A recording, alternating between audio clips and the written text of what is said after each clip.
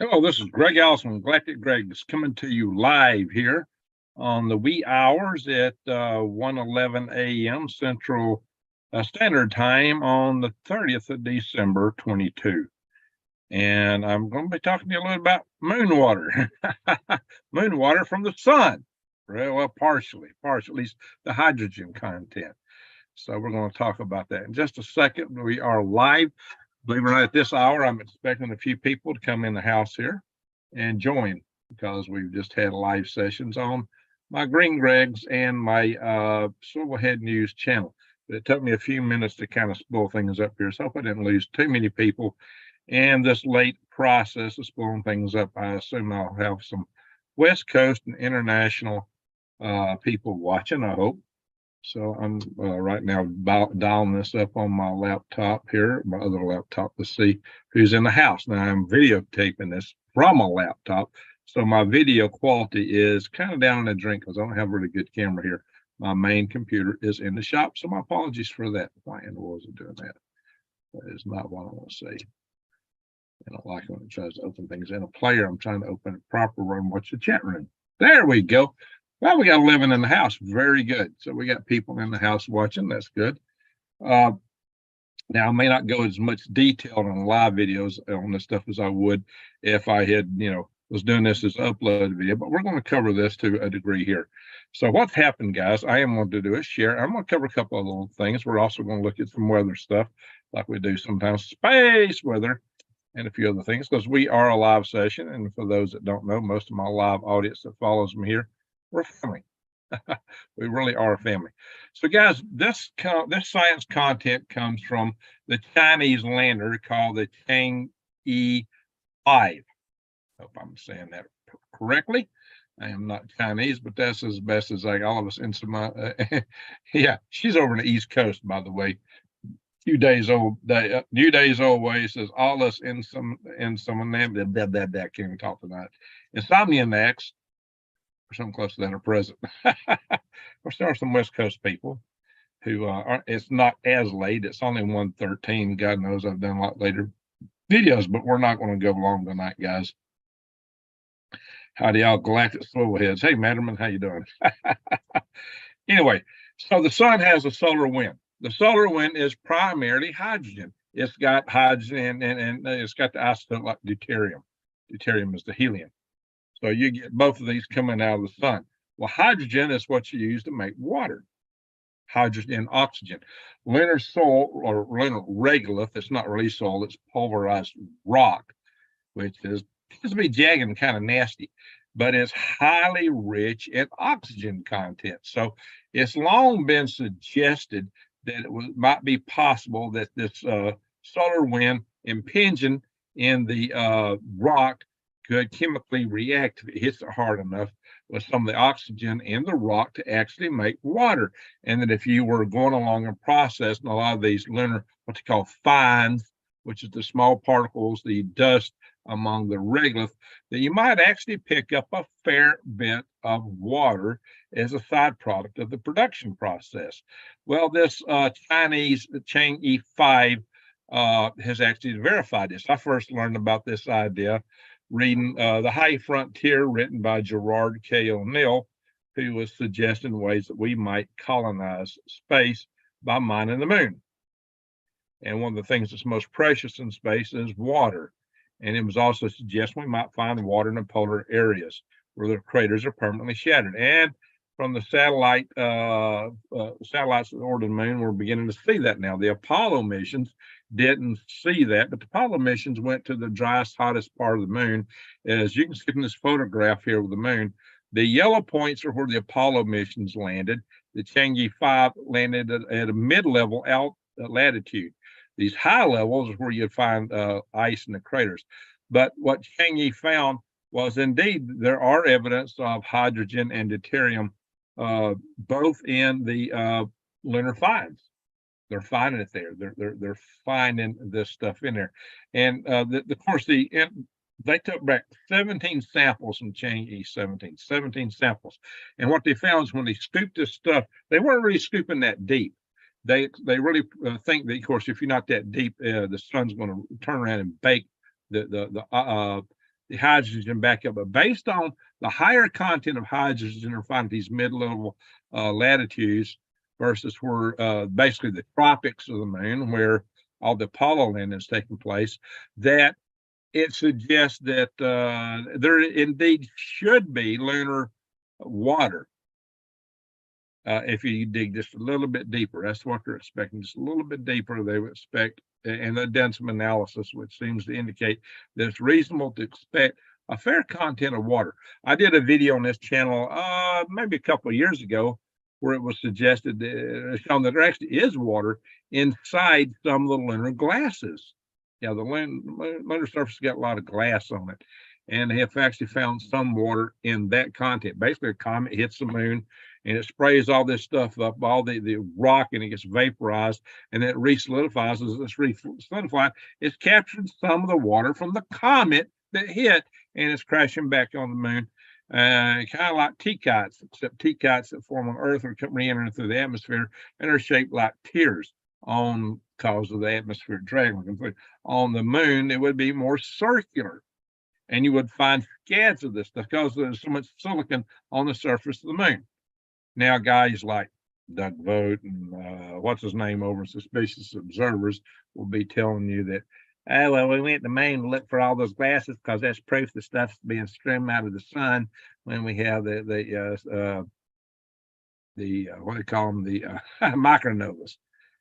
Guys, this whole idea of them, anybody's ever melted lead would think that's a really absurd idea, because it's not silicon heavier than hydrogen, much so, very much so. So, you know, anytime you heat anything up, what happens? The denser materials follow gravity down to the bottom. The lighter materials go up, denser goes down. It's a principle that enables us to do distillation.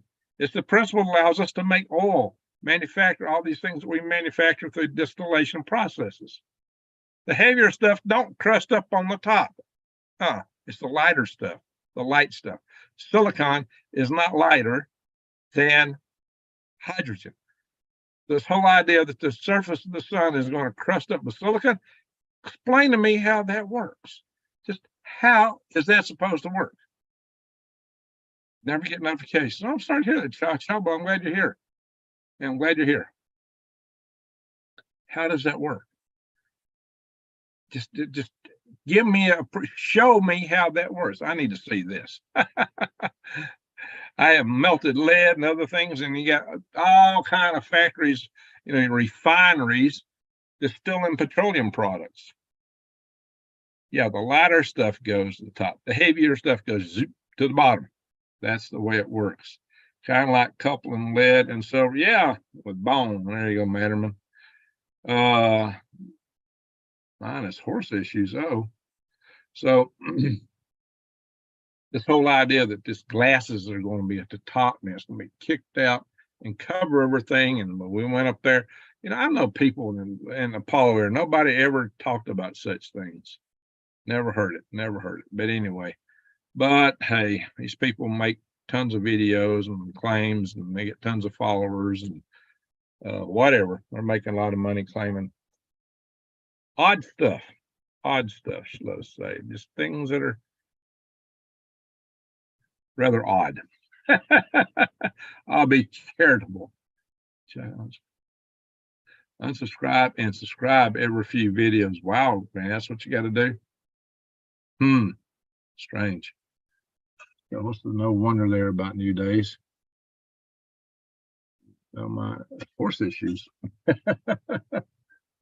Alrighty, guys. So the good news is that the more water we find on the moon, the more we'll be able to do things. Like I said, a comet hits the moon, yeah, it's going to kick this stuff. It's going to vaporize. A comet hits the Earth, you get the same thing happening. It forms T-kites. Whatever, you know, was in the surface of the Earth where it hits, it's going to be ejected out, and it comes raining back down. On Earth, it goes through the atmosphere, and it makes them have teardrop shapes. We find beds of T-kites all over ocean floors in different places on Earth. So it's evidence of impacts. And volcanoes, guys, can produce that too, if they're explosive enough. Cha-cha being Tired. Oh, tired. Okay, yeah. Hit the all after you subscribe again. There you go. Hit all. There you go. Being tired. I get that nowadays. I was always say someone else is worse than me, so I stay positive. Oh, trying to put your horse down. That's sad. I'm sorry to hear that. All right, guys. So, um, yeah, we're a family, guys. So a lot of people here may not be aware of the, of the people that follow me here in the chat rooms. So we're a family, guys. That's the bottom line with my channels here. So water on the moon means a lot of things.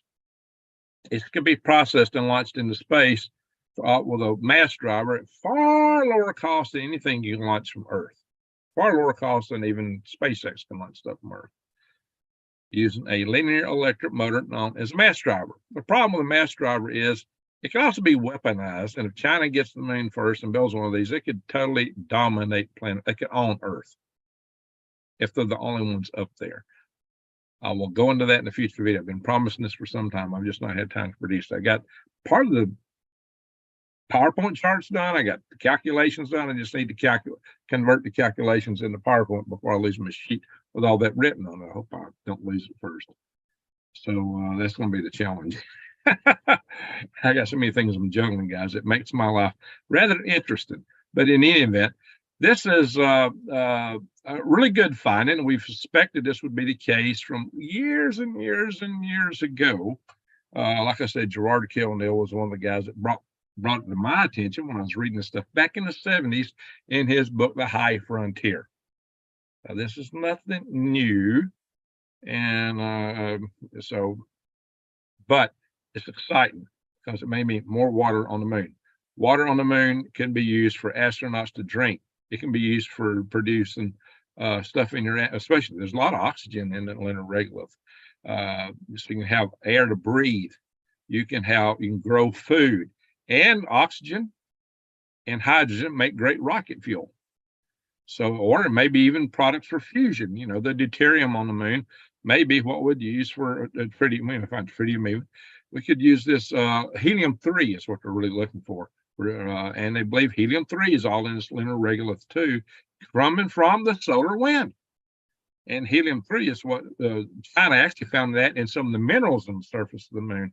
So we could actually perhaps make fusion that's not dirty like the nuclear stuff we use today from this helium-3 on the moon. So the moon may be an economic resource for helium-3 to be used for fusion. Gerard Kilnell proposed that we use aluminum and irons in the lunar regolith to build power satellites to beam electricity to Earth. Some of us a little nervous about that idea, but it can be used to power other things in space, including processes to refine things you bring to Earth. So you don't have to have all the energy expended on Earth. And/or my good friend Dennis Wingo wrote a book saying, hey, there should actually be a lot of collisions of comets that hit the moon at low enough velocity that it should not have vaporized everything, and we may actually find intact platinum group metals on the moon due to those impacts. And he showed in his book, what was the name of that book? He showed similar meteorites on the surface of Mars, and Mars has, from the rovers that were going around.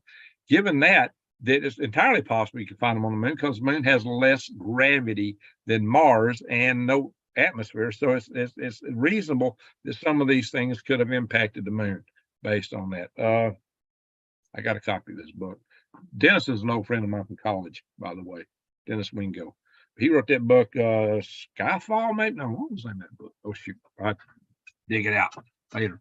But so there's many types of energy resources that we may find on the surface of the moon. The moon can have a profound economic impact back to Earth in terms of energy. It can have also, there may be, if these asteroids and platinum group metals, there may be minerals and metals that's actually worth a lot that could be brought back to Earth economically versus mining on Earth. And furthermore, and mostly, we got to go to the moon because if we don't, we may face military consequences of being conquered by China. So we have no choice. We have to go to the moon.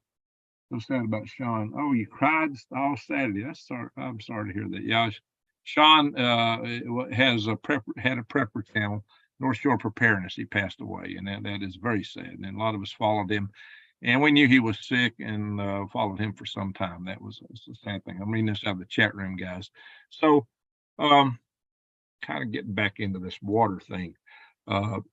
This is huge. This means that the moon is suddenly far more settlable, far more attractive to investments to develop these settlements.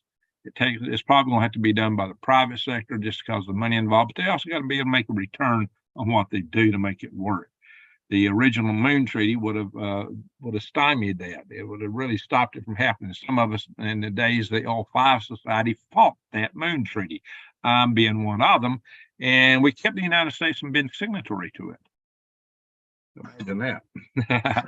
So we succeeded in defeating the UN treaty when we were just 5,000 members. So if you think going up against the UN is an impossible task, no. You just got to have the gumption. And you'd be surprised what small groups of determined people can accomplish. And that feeds back into my other channels, guys, and some things I push for you. I think, I know we can't do that. Oh, yes, you can. Do they know about how much water is there? Good question, Cha. I have seen projections for just in the permanently shadowed crater area. They think there's probably enough to fill 240,000 Olympic swimming pools. I may be remembering that wrong, but that's the number stuck in my head. I'll have to double check that. But that's a lot of water, it seems. But then when you suddenly start doing a lot of processes you're going to find that that's a limited resource. And that's why China really wants to get to the South Pole and beat us there, probably try to deny us access, just like to the South China Sea. So anyway, I'm going to do a video on that specifically, but we've got to go to the moon, guys. We got no choice if we want to survive as a nation, unless we want China to conquer the world. If you want to be China, if you want to be a future Uyghur, then you may not care. I'm gonna have to move this screen so I can process and move things around. It's not letting me do it. Okay, here we are. Boing. Why explore the moon? Here's a guy talking about the economic side of it a little bit. And it's also good. These resources will help us go to Mars and asteroids and other places. And there's some asteroids with some Psyche asteroid, maybe more trillions and trillions of dollars worth of platinum group metals and gold in the Psyche asteroid. So there are a lot of mineral resources, metals and things out there in the asteroid belt we could get to. And having the oxygen from the moon may enable us to get out there. It may give us the fuel, the wherewithal to make space colonization practical. And that's what Gerard Kill-Neal envisioned. That's why he thought it was important to go to the moon before Mars. Asteroids, though, we may just go directly to asteroids. Antarctica has massive untapped resources. That's true, Matterman. Does food poison hurt? Does food poison hurt all over? Somebody get some food poison. Okay. Kathy Chow. I said, wow. Not here in Maine. Okay, I'm not following all the discussions here in the chat room. I've been running my mouth too much. I don't want to scroll through this article because that's could give you a copyright violation. I'm just showing you the headlines here. This guy is not picking up on the military aspect of it, though, but he is very bullish on why we should go to the moon. I will cover that more in the future on this channel. And here's where scientists are looking at using asteroids to build things like these O'Neill space colonies. I will go into that more in the near future, guys. So, well, we got a Facebook page open here. Got that stuff. I don't know what that's going to open. But anyway, guys, that article, what is that? I don't even want to click on it without knowing. All right, guys, I'm going to stop the share. We're going to check. Oh, wait a minute. We're going to go space weather. Boing. I have to come back in here. Space weather. That's something we like to cover on this channel.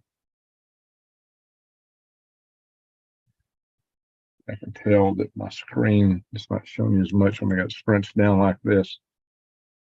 Sudden decrease in cosmic radiation. Wow. Cosmic rays reaching Earth just hit a 6-year low. Maybe it's because the sun is getting more active. Look at all these sunspots. That's indicator of grand solar minimum would be cosmic rays stay high. They've just dropped. They've been high. Now they drop. Boing. What high for a while. Now they've not dropped down this level yet, but they might. So we're not at 2015. Someone's pretty active back here, guys. Spins Martin's when his people showed us how that and we already know that the sun keeps the cosmic rays out of our area when it's really active. The fields of the sun keep that out, but when it gets weak, cosmic rays come in. Cosmic rays cause cloud nucleation in the upper atmosphere. Cloud nucleation increases the albedo of the Earth, cools us down. So the activity of the sun affects us in more ways than one, more than just the energy we get directly from the sun. A weak sun helps us cool down even more than the lack of energy would get from it otherwise. So that's an interesting thing. Now here are the sun cycles shown here. This article, it's a pretty good article here. Just go to spaceweather.com. Now we got some strong aurora up here. You look at the yellow in Alaska and northern Canada. Arnold Smith, you got aurora out there tonight. That's what Sean believed that. And I have cause. What? Let's see what you're saying there. That's what Sean believed in, and I have cause to doubt him. What did he believe in? What are we talking about here? Well, folks, it all depends on what you believe. Sean knew Jesus and placed his trust in his words.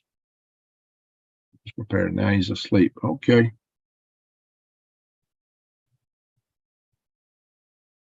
Frozen galactic graves. Was HARP used the other what to shoot a beam at an asteroid? Oh, it was just a signal, man. It's not going to knock the asteroid out of the sky. There's not that much power on HARP, believe it or not. So, all right, y'all read the chat. Anybody reading the chat in this channel, you're going to know we really are family because the way people are talking to each other and reinforcing each other. We're a family here, guys. So if you're new to my channels, you're a space guy and you haven't seen my other channels, you'll know reading the chat. Well, I like these guys. Yeah, we're family. We are family. This channel. Hang on, I got something getting in my way here. Trying to the screen up a little better. So I got a lot of screens that are in collision here. I'm on my laptop. A little harder to do this from here. There, I gotta lay some stuff around where I can run the controls. Let's look at the sun. Let's look at the sunspots. That's some pretty good sunspots. Nothing ginormous, but this one right here, 3176, it could take out some interesting flares. As you see, we do have some interesting aurora activity. Arnold, you got some aurora activity in your area? That's what it looked like from Arnold is up in Alberta. And if you look here, Alberta should have some good aurora going on in northern Alberta. Go strong. You should be able to see it from your place there. When I was in Alaska, gosh, boy, we had some amazing aurora. That's all I can say. So let's look at the asteroids, guys. Oh, we had one came in just a little over halfway between the Earth and the moon here. This one less than halfway. Now this is already passed. This is on the 26th. Today is the 30th. That was the 24th. Now see if there's anything projected ahead. See, these all were just discovered. If you notice, oh, that one wasn't. No, that's 2013. These are these close passes. 2022 with high alphabet Y. 2022 YA. 2022 YR. Now these are all close passes. But we've just discovered them. We often find these things when they're about to get us and coming in close, or after they just passed by. In that case, I think they're all after they just passed by, because we didn't see those looking ahead in projection ahead of us, and often we're not. Today is the 30th. We're right here. Just a couple more days this year. No other asteroids past this one coming at us. Nothing that looks threatening, nothing that's too close to us, really. Nothing coming between Earth and the moon here to really concern us that we know about. The problem is the ones we don't know about. That's the issue. All right, y'all smash the like button. Thanks for being support. Yeah, thank you guys. Thank y'all for being here. Yeah, we're going to end this in just a moment. What is this channel here? Oh yeah, atmosphere. Yeah, just to kind of go back on the weather thing, I should have covered this in one of the other videos. Atmospheric river set to dump feet of snow in western U.S. Feet of snow. Extreme weather with us. Feet of snow, guys. I guess that might break the drought in some areas. All right, we're going to stop the share. Halo. See what that other thing was on Facebook. Oh, it was a William Shatner thing. Yeah, William Shatner, guys, is kind of got really depressed after going to space, but he had what was called the overview effect. And if you look at Earth and space, you realize how precious our planet is. It's a beautiful blue and white jewel of life set in a deep black space. Life is precious. Earth is precious. And that's why we shouldn't take it for granted. It's one reason we don't need to incinerate ourselves in a nuclear war, but our global leaders don't seem to care so much, do they?